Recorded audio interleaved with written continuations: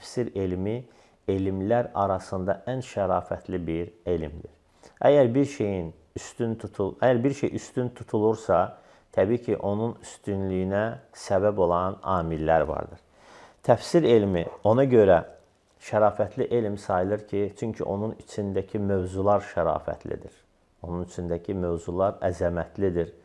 Belə ki, misal çəkmək olar, sənət sahiblərinin və yaxud da hər hansı bir sənəti.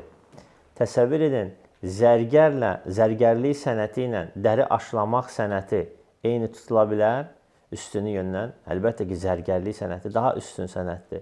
Və bu zərgərlik sənətin dəri aşlamadan nə üstün eləyir? Oradakı qızılın və gümüşün o sənətin içində olması. Və beləcə də Qurani-Kərimin içindəki ayətlərin əzəməti həmin bu təfsir elmi digər elmlərdən daha üstün tutur. İkinci yöndən onu deyə bilərik ki, bir şeyin digər şeydən üstün olması onun şəkli ilə olur.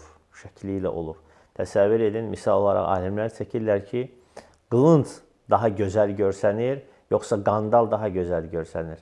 Əlbəttə ki, qılınc ona görə ki, çünki onun zəhmi var, heybəti var, gözəlliyi var və şərəfi var. Və beləcə də Qurani-Kərim təfsir olunduqda onun içindəki sirlər açılır, onun içindəki Allah Taala'nın muradı bizə bəlli olur, bəyan olur və ona görə də təfsir elmi başqa elmlərdən daha üstün və şərafətli sayılır. Və həmçinin də üçüncü yöndən də onun nəticəsi. Biz Qurani-Kərimin təfsirini oxuyanda, öyrənəndə biz nə əldə edirik, nəyi qazanırıq və o da dəlalət edir ki, təfsirin üstünlüyünə. Biz Qurani-Kərimin təfsirlərini öyrənəndə, Allah Taala'nın ayətlərinin mənası ilə tanış olduqda artıq bizim imanımız daha da artır, daha da yəqinləşir və həmçinin də o imandan salih əməllər doğur. Və həmin o salih əməllərlə də insan Allahın rizasını qazanır, onun məğfirətinə, bağışlanmasına qovuşur və ən əsası da onun əbədi möminlər üçün nemət hazırladığı cənnətinə çıxır. Beləcə Şeyxülislam İbn Teymiyyə İslam ümmətinin böyük alimlərindən sayılır və ömrün bütün hamısını İslam elmlərinin yayılmasına sərf etmişdir. Hətta evlənməyə belə vaxtı olmamışdır elmlə məşğul olmaqda. Lakin ömrünün sonlarında deyir ki, təfsirdən başqa elmlərə ayırdığım vaxta həsrət edirəm. Kaş ki, ömrümün hamısını təfsir elminə əhatə eləyərdim.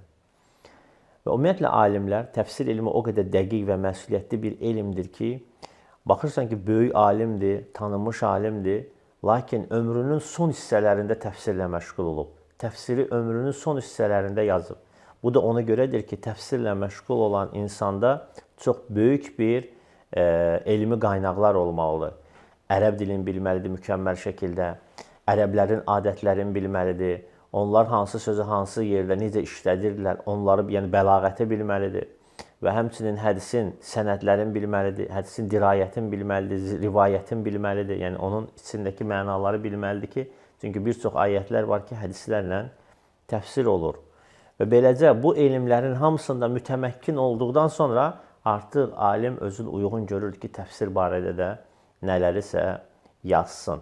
Və biz də təbii ki, əgər özlüyümüzdə Allah Taala'nın kəlamlarını öyrənmək üçün, anlamaq üçün nə qədər çox vaxt ayırsaq və buna can atsaq və bunu qəlbimizdə yerləşdirsək, kökləsək və bir o qədər də Allah Taala'nın dərgahında hörmətimiz artar.